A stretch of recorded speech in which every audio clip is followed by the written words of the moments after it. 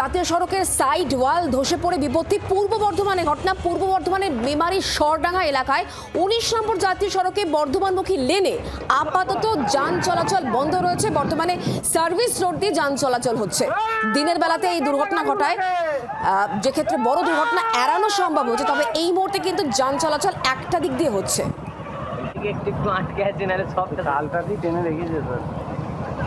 যখন ভেঙে পড়লো সেই মুহূর্তের ছবি এই মুহূর্তে আমরা দেখাচ্ছি। বর্ধমানের মেমারির ছবি দেখতে পাচ্ছেন। ১৯ নম্বর জাতীয় সড়কের একটা সাইডের একটা অংশ কিভাবে ভেঙে পড়লো দেখতে পাচ্ছেন সেই ছবি এই মুহূর্তে।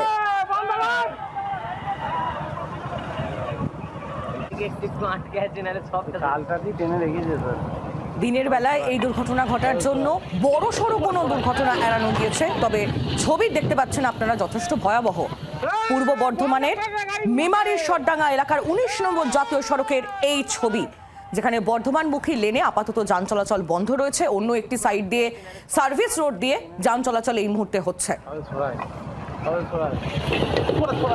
জাতীয় সড়ক ১৯ নম্বর জাতীয় সড়ক অত্যন্ত ব্যস্ত এই রাস্তা, এবং স্বাভাবিকভাবে এতে যান চলাচল ব্যাহত হয়েছে এবং তার জেরে ভোগান্তিতে পড়তে হয়েছে বেশ কিছু যারা চালকরা রয়েছেন তাদের, এবং সাধারণ মানুষ তো বটেই যারা ওই রাস্তা দিয়ে যাতায়াত করেন।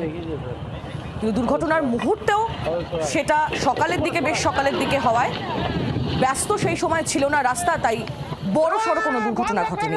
কিন্তু যে ছবি দেখা যাচ্ছে সেটা যথেষ্ট ভয়াবহ। কিন্তু প্রশ্ন, এটা ভেঙে পড়লো কেন? তার মানে কোথাও কি রক্ষণাবেক্ষণের একটা নজরদারির অভাব কি ছিল? এই প্রশ্ন তাহলে উঠতে শুরু করবে।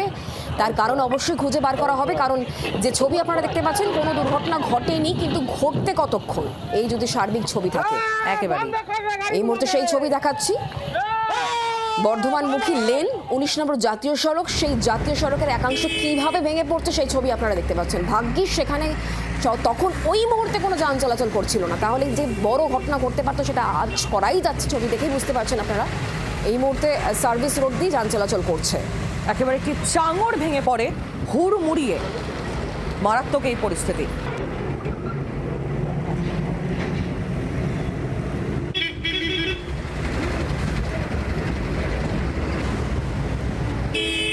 পুরো বিষয় নিয়ে আমরা জানবো। আহিলি, আমাদের সঙ্গে রয়েছেন আমাদের প্রতিনিধি অরূপ। অরূপ, কি ছবি এই মুহূর্তে, কিভাবে পুরোটা এই অংশটা ভেঙে গেল? আগে থেকে তার মানে কি দুর্বল ছিল এই জায়গাটা? এই মুহূর্তে ছবিটাও আমি তোমার কাছ থেকে দেখার চেষ্টা করবো।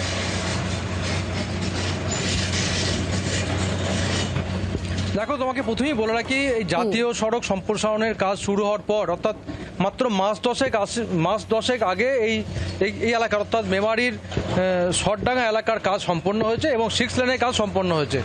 স্বাভাবিক প্রশ্ন উঠছে, যে স্থানীয়রা প্রশ্ন তুলছেন যে মাত্র 10 মাস আগে যে কাজ সম্পন্ন হয়েছে জাতীয় সড়কের মতো কাজ কি করে হুড়মুড় করে ভেঙে পড়লো।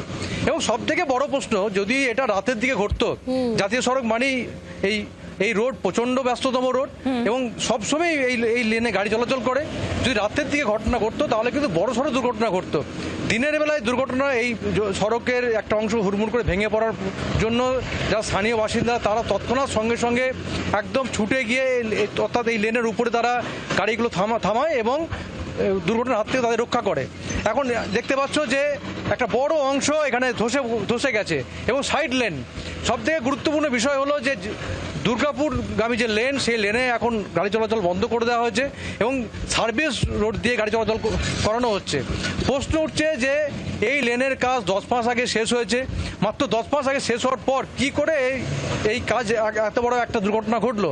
এবং সাইড লেনের একটা বড় অংশ, প্রায় 30 থেকে 40 ফুটের মতো প্যাসেজ, সেখানটা পুরোপুরি একবার হুড়মুড় করে ভেঙে পড়েছে। এবং যে থরের ভিতরে যে সাজানো যে ইট, অর্থাৎ সেই ইটও প্রায় ধসে গেছে।